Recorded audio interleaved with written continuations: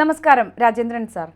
ഇപ്പോൾ ഹൈക്കോടതിയിൽ കേരള ഗവൺമെൻറ് വയനാട് ദുരന്തവുമായി ബന്ധപ്പെട്ട് കൊടുത്ത സത്യവാങ്മൂലത്തിൽ അവിടെ ചെലവായ തുകകളുടെ കണക്കുകൾ അതിപ്പോൾ ഏറെ ചർച്ചയായിരിക്കുന്നല്ലോ ശരിക്കും. അപ്പോൾ അതിന് വിശദീകരണവുമായി മുഖ്യമന്ത്രിയുടെ ഓഫീസ് ഫേസ്ബുക്കിൽ പോസ്റ്റും ഇട്ടിരിക്കുന്നു. അപ്പോൾ ഇത് തമ്മിൽ സാർ ഒന്ന് താരതമ്യം ചെയ്ത് പറയാമോ? എന്താണ് സർക്കാരിൻ്റെ അഭിപ്രായവും ഇപ്പോൾ നടക്കുന്ന ചർച്ചകളും തമ്മിൽ എന്താണ് ബന്ധം? ഇതൊരു സത്യവാങ്മൂലമല്ല, ഇതൊരു വ്യാജ വാങ്മൂലമാണ്. അതാണ് ഈ പ്രശ്നം ഇത്രയും വിവാദമായി തീരാൻ കാരണം. നോക്കൂ, ഇത് ജെയിംസ് വടക്കൻ എന്ന് പറയുന്ന ആള് ഹൈക്കോടതിയിൽ കൊടുത്ത റിട്ട് പെറ്റീഷന്റെ അടിസ്ഥാനത്തിൽ കേരള ഗവൺമെന്റ് നൽകിയ വിശദീകരണമാണ്. ഇതിന് പേരിട്ടിരിക്കുന്നത് മെമ്മോറാണ്ടം കേരള എന്നുള്ളതാണ് പേരിട്ടിരിക്കുന്നത്. ഇതില് ഒപ്പിട്ടിരിക്കുന്നത് കേരളത്തിലെ മുഖ്യമന്ത്രി കൂടാതെ 14 ഉദ്യോഗസ്ഥരാണ്. അതിൽ ഈ ജിയോളജിക്കൽ വകുപ്പ് ഉൾപ്പെടെയുള്ള അതിന്റെ ഹെഡ്സ് ഉൾപ്പെടെ 14 പേരും ചേർന്ന് തയ്യാറാക്കിയ ഒരു രേഖയാണ്. പക്ഷെ ഇത്രയും പേര് കണ്ട് എഴുതി തയ്യാറാക്കി ബഹുമാനപ്പെട്ട ഹൈക്കോടതിയിൽ സമർപ്പിക്കുന്ന രേഖയായതുകൊണ്ട് അതീവ ശ്രദ്ധയോട് ചെയ്യേണ്ട ഒന്നാണ്. പക്ഷെ അതീവ അശ്രദ്ധയോടുകൂടി ചെയ്തിരിക്കുന്നു എന്നുള്ളത് കൊണ്ടാണ് ഇത് വിവാദങ്ങളിൽ ഇങ്ങനെ മുങ്ങി നിൽക്കുന്നത്. ഇതിൽ പ്രധാനപ്പെട്ട കാര്യം, ഇപ്പൊ ഗവൺമെന്റ് പറയുന്നു, മുഖ്യമന്ത്രി പറയുന്നു, റവന്യൂ മന്ത്രി പറയുന്നു, ഇതൊരു എസ്റ്റിമേറ്റ് ആണ്. എസ്റ്റിമേറ്റ് എന്നുള്ള വാക്കാണ് അവർ ഉപയോഗിച്ചിരിക്കുന്നത്. പക്ഷേ ഏതാണ്ട് 4-5 പേജുള്ള ഈ ഒരു സത്യവാങ്മൂലം എന്ന് പറയുന്ന രേഖയിൽ ഒരിടത്തും എസ്റ്റിമേറ്റ് എന്നുള്ള പേര് വന്നിട്ടില്ല. തന്നെയുമല്ല, പ്രൊജക്റ്റഡ് അക്കൗണ്ട് എന്ന് പറഞ്ഞിട്ടില്ല. അതായത് കണക്ക് കൂട്ടപ്പെടുന്ന തുക പറഞ്ഞിരിക്കുന്നത് കണ്ടാൽ സാമാന്യേന എല്ലാവർക്കും കോടതിക്കും ധാരണ ഉണ്ടാവുക ഇത് ചെലവാക്കിയ തുകയുടെയാണ്. അങ്ങനെ ഇനം തിരിച്ചുള്ള കണക്കുകളാണ് വെച്ചിരിക്കുന്നത്. ഉദാഹരണം നോക്കൂ, എക്സ്ഗ്രേഷ്യ 14.36 കോടി, 231 ശരീരങ്ങൾ, കറക്റ്റായിട്ടുള്ള കണക്കാത്. അതിനുവേണ്ടി ചെലവായ തുക എന്നുള്ള മട്ടിലാണ് അതിനുവേണ്ടി ഓരോ ബോഡിക്കും 75,000 വെച്ച് എന്ന് കണക്ക് കൂട്ടിയിരിക്കുന്നത്. ആശുപത്രി ചെലവുകൾ 60 ലക്ഷം, അതുപോലെ വീടുകൾ തകർന്നതിന് 75 ലക്ഷം, മൊത്തം വീടുകൾ തകർന്നതിന് 5 കോടി, ട്രാൻസ്പോർട്ട് വോളണ്ടിയർമാർക്ക് കൺവേയൻസ്, അവിടെയാണ് നമുക്കൊരു കൺഫ്യൂഷനും വരുന്നത്. അത് 4 കോടി എന്നാ പറഞ്ഞിരിക്കുന്നത്. ഇവിടെ ഇതുവരെ അവിടെ കൊണ്ടുവന്ന വാഹനങ്ങൾ, ആംബുലൻസ് ഉൾപ്പെടെയുള്ള വാഹനങ്ങൾ, ടിപ്പർ ലോറി ഉൾപ്പെടെയുള്ള വാഹനങ്ങൾ ഇതുവരെ വാടക അവർ ചോദിച്ചിട്ടില്ല, വാങ്ങിച്ചിട്ടുമില്ല. വേണ്ട, ഞങ്ങൾ സ്വമേധയാ ചെയ്യുന്നു എന്നുള്ള മട്ടിലാണ് അവർ കൊണ്ടുവന്നത്. അതുപോലെ തന്നെ ഫുഡ് ആൻഡ് വാട്ടർ വോളണ്ടിയേഴ്സിന് കൊടുത്തതിന് 10 കോടി എന്നാണ് പറയുന്നത്. 10 കോടി രൂപയുടെ ഫുഡ്, അപ്പോൾ ഓണസദ്യയായിരുന്നു. അതുപോലെ തന്നെ വസ്ത്രം, അവർക്ക് വേണ്ടിയുള്ള വസ്ത്രം, അതിനും ഏതാണ്ട് ഇതുപോലുള്ള ഒരു തുക ചെലവാക്കിയിട്ടുണ്ട്. അപ്പൊ കൊടുത്ത് ഓണക്കോടിയാണോ എന്നുള്ള സംശയം വരും. വോളണ്ടിയർമാരെന്ന് പറഞ്ഞാൽ അവിടെ കഷ്ടപ്പെട്ട് ജീവൻ പണയം വെച്ച് അവിടെ ജോലി ചെയ്തവരാണ്. അവരാരും പൈസയോ ആഹാരമോ വെള്ളമോ ഒന്നും നിശ്ചയിച്ച് വന്നിട്ടുള്ള ആൾക്കാരല്ല. അങ്ങനെയൊന്നും അവർക്ക് വേണ്ടി കണക്കെഴുതുമ്പോൾ അവരുടെ ആ ഇമേജ് ആണ്, അവർക്ക് ഉള്ള പ്രതിച്ഛായയാണ് തകരുന്നത്. അതൊക്കെയാണ് എല്ലാ വോളണ്ടിയേഴ്സും പറയുന്നത്. സർ, സർക്കാർ ഇതിന് നൽകുന്ന ഒരു വിശദീകരണം എന്ന് പറയുന്നത് ഇത് കേന്ദ്രത്തിന് സമർപ്പിക്കാൻ തയ്യാറാക്കിയ ഒരു റിപ്പോർട്ടാണ്. കാരണം നമ്മൾ കൂടുതൽ ആവശ്യപ്പെട്ടാലേ അവിടെ നിന്ന് നമുക്ക് അതിൻ്റെ പകുതിയിൽ താഴെയെങ്കിലും ഒരു തുക നമുക്ക് ലഭിക്കുകയുള്ളൂ. അപ്പോൾ അതുകൊണ്ട് കേന്ദ്രത്തിന് സമർപ്പിക്കാൻ വേണ്ടി തയ്യാറാക്കിയ കണക്കുകളാണിത് എന്നാണ് പറയുന്നത്. പക്ഷേ ഇതിപ്പോൾ ഹൈക്കോടതിയിൽ കൊടുക്കേണ്ട ഒരു റിപ്പോർട്ട് തയ്യാറാക്കുമ്പോൾ ആ കേന്ദ്രത്തിന് തയ്യാറാക്കി വെച്ചിരുന്നത് എടുത്ത് കൊടുത്താൽ മതിയായിരുന്നോ? തീർച്ചയായിട്ടും അതങ്ങനെയല്ലല്ലോ ചെയ്യേണ്ടത്. ഇത് രണ്ടും രണ്ടല്ലേ. കേന്ദ്രത്തിന് സമർപ്പിക്കുന്നത്, അപ്പൊ അതൊരു വ്യാജ കണക്കാണെന്ന് ഗവൺമെന്റ് തന്നെ സമ്മതിക്കുകയാണ്. കേന്ദ്രത്തിന് ഞങ്ങൾ കൊടുക്കാൻ പോകുന്നത് ഒരു വ്യാജ കണക്കായിരുന്നു. ആ വ്യാജ കണക്ക് ഇത്രയും ചോദിച്ചാലേ ഇത്രയും കിട്ടും എന്നുള്ളത് കൊണ്ട് ഒരു വിലപേശലായിരുന്നു, ഒരു ബാർഗെയിൻ ആയിക്കോട്ടെ. വാദത്തിന് വേണ്ടി അത് സമ്മതിച്ചാൽ തന്നെ അങ്ങനെ ഒരു ബാർഗെയിന്റെ രേഖയാണോ ബഹുമാനപ്പെട്ട കോടതി ശരിയായിട്ടുള്ള സത്യവാങ്മൂലവും രേഖകളും മാത്രം വെച്ച് വിധി പറയേണ്ട ഒരു കോടതിയെ പോലും സ്വാധീനിക്കുന്ന ഒരു വ്യാജ രേഖ ഒരു ഗവൺമെന്റിന്റെ ഇത്രയും ഉദ്യോഗസ്ഥന്മാർ, ഗവൺമെന്റിന്റെ കീഴിൽ വരുന്ന ഇത്രയും ഡിപ്പാർട്ട്മെന്റുകളുടെ ഹെഡുകൾ ചേർന്ന് സമർപ്പിച്ചു എന്ന് പറയുമ്പോൾ അത് മറ്റൊരു കുറ്റമാവുന്നില്ലേ? കോടതിക്ക് ശിക്ഷിക്കാവുന്ന ഒരു കുറ്റം. കോടതിയെ തെറ്റിദ്ധരിപ്പിച്ചു, ജനങ്ങളെ തെറ്റിദ്ധരിപ്പിച്ചു. പരാതിക്കാരനായിട്ടുള്ള ജെയിംസ് വടക്കനെ തെറ്റിദ്ധരിപ്പിക്കുന്ന, ജനങ്ങളെ തെറ്റിദ്ധരിപ്പിക്കുന്ന ഒന്നാണോ ജനങ്ങൾക്ക് വേണ്ടിയുള്ള, ജനങ്ങളാൽ തെരഞ്ഞെടുക്കപ്പെട്ട ഒരു ഗവൺമെന്റ്? ഇവരുടെ ഭരണം എന്ന് പറയുന്നത് ജനങ്ങൾക്ക് വേണ്ടി. ഇവരുടെ ഭരണം നിലനിൽക്കുന്നത് ജനങ്ങളുടെ നികുതി പണം. അപ്പോൾ ജനങ്ങളോടുള്ള ഒരു വിധേയത്വം, ജനങ്ങളോട് പ്രതിബദ്ധത ഉണ്ടെന്ന് പറയുന്ന ഒരു ഗവൺമെന്റ് കോടതി വഴി ജനങ്ങളെ പറ്റിച്ചു എന്നല്ലേ വരുന്നത്? കേന്ദ്ര ഗവൺമെന്റിനോട് വിലപേശാൻ വേണ്ടിയാണ് പറയുന്നതെന്നറിയാം. അതിന് നമുക്ക് ടൂറിസം മേഖലയിൽ ഉണ്ടാകുന്ന നഷ്ടം, അഗ്രികൾച്ചറൽ മേഖലയിൽ ഉണ്ടാകുന്ന നഷ്ടം, അതൊക്കെ ഇച്ചിരി പെരുപ്പിച്ച് കാണിച്ചാലും കുഴപ്പമില്ല. അങ്ങനെ ചെയ്തിട്ടുണ്ട് ഇതില്. അത് കൂടാതെയുള്ള കണക്കുകളാണ് ഈ തെറ്റിദ്ധാരണയും അതുപോലെ തന്നെ കള്ളക്കണക്കുമാണെന്ന് പറയുന്നത്. ആ കണക്കുകളെ ആരും താറടിച്ച് അത് വ്യാജരേഖയാണെന്ന് പറയുന്നില്ല. ഇതിങ്ങനെ സമർപ്പിക്കാൻ പാടില്ലായിരുന്നു. ഇത് സമർപ്പിക്കുകയാണെങ്കിൽ അതിൽ എഴുതിയിട്ട് estimated calculation of amounts to be spend for such items എന്ന് പറഞ്ഞ് കെട്ട് കൊടുക്കണമായിരുന്നു. അങ്ങനെ കെട്ടിയത് എന്ന് മാത്രമല്ല, ഇതിനടിയിൽ എഴുതി വെച്ചിരിക്കുന്നത് this may be considered as the expenses for such and such thing. അതായത് ഇതിന് ശരിയായി ചെലവാക്കിയ തുകയായി കണക്കാക്കി വക കൊള്ളിച്ച് ഞങ്ങൾക്ക് തരണം എന്ന് ആവശ്യപ്പെട്ടു. ഇപ്പൊ ഗവൺമെന്റ് ഇവിടെ കള്ളം കാണിക്കുന്ന ഒരു ധാരണ ജനങ്ങൾക്ക് വന്ന് സത്യസന്ധമായിരിക്കേണ്ട കണക്ക്. ഇത് ഇങ്ങനെയാണ് കണക്ക്, ഇവരെല്ലാം സ്വന്തമായിട്ട്. പക്ഷേ അവിടെ ഞങ്ങൾക്കൊരു പുനരധിവാസ പാക്കേജ് ഉണ്ട്. അവർക്കൊരു ടൗൺഷിപ്പ് ഞങ്ങൾ നിർമ്മിച്ചു കൊടുക്കണം. അവർക്ക് തൊഴില്, അവർക്ക് കൃഷി, അവർക്ക് വ്യവസായം, വാണിജ്യം, ഈ മേഖലകളിൽ ഏർപ്പെടാൻ വേണ്ടി വൻ തുക ഞങ്ങൾ ചെലവഴിക്കാൻ പോകും. അതിന് ഇത്ര ഞങ്ങൾക്ക് വേണം എന്ന് വ്യക്തമായിട്ടുള്ള കണക്കുകളുടെ അടിസ്ഥാനത്തിലല്ല ഈ പണം കിട്ടുകയില്ല. അവിടെ ഇരിക്കുന്നവർ മണ്ടന്മാരാണ്. കൃത്യമായിട്ട് തന്നെ, ആക്യുറേറ്റ് ആയിട്ട് തന്നെ, പ്രിസൈസ് ആയിട്ട് തന്നെ ഈ കണക്കുകളൊക്കെ പരിശോധിച്ച് അലോട്ട്മെന്റ് നടത്തുന്ന ബുദ്ധിമാന്മാരായ ഉദ്യോഗസ്ഥന്മാരാണ്.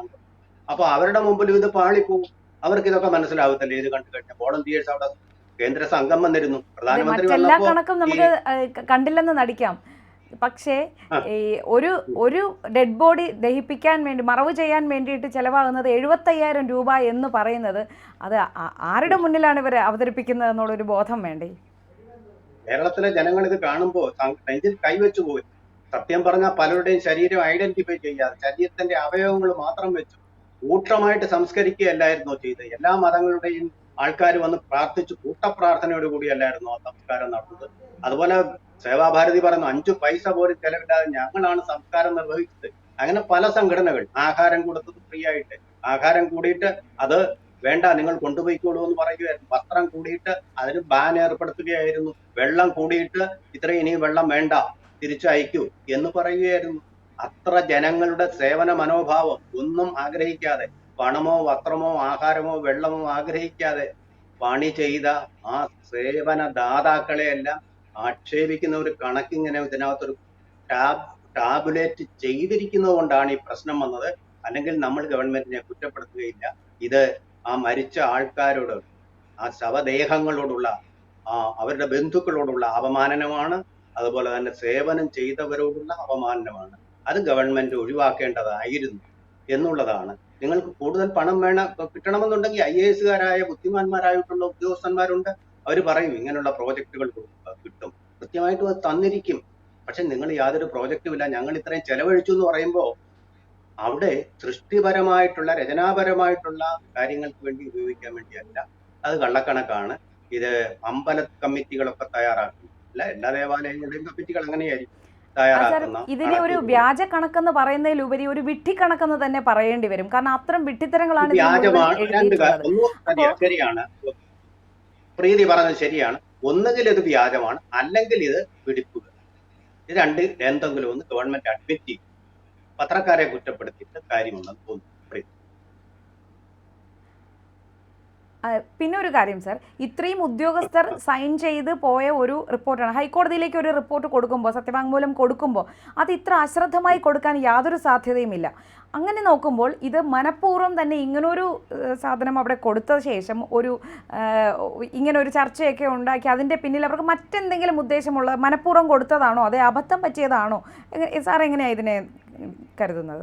കെടുകാര്യസ്ഥത തന്നെ. കേരളത്തിന് ഈ ധനകാര്യമന്ത്രി പറയുന്നത് ഫണ്ട് കിട്ടാതെ വരുന്നതിന് കാരണം ശരിയായിട്ടും കൃത്യമായിട്ടുമുള്ള കണക്ക് കിട്ടാത്തത് കൊണ്ടാണ് എന്ന് കേന്ദ്ര ഗവൺമെന്റ് പറഞ്ഞു. ഇതുപോലുള്ള കണക്കുകൾ കൊടുക്കുകയാണെങ്കിൽ എങ്ങനെയാണ് നമുക്ക് കിട്ടുന്നത്?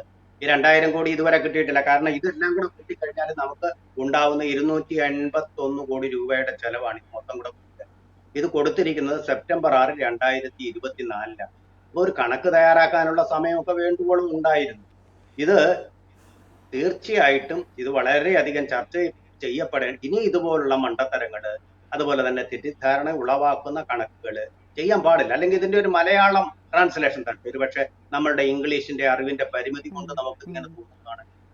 ഇത് അങ്ങനെ തരട്ടെ, അങ്ങനൊക്കെ പരിശോധിക്കാം. പക്ഷെ ഇതിൽ എസ്റ്റിമേറ്റഡ് ആയിട്ടുള്ള പ്രതീക്ഷിക്കുന്ന കണക്ക്, പ്രതീക്ഷിക്കുന്ന ചെലവ് എന്നൊരു വാക്ക് ഇതിൽ ഇല്ലാത്തതാണ്. അത് വേണ്ടേ? ഭാഷ എന്ന് പറയുന്ന കമ്മ്യൂണിക്കേഷൻ ആണല്ലോ, അടിസ്ഥാന തത്വം എന്ന് പറയുന്നത്. കമ്മ്യൂണിക്കേഷൻ ശരിയാവണ്ടേ?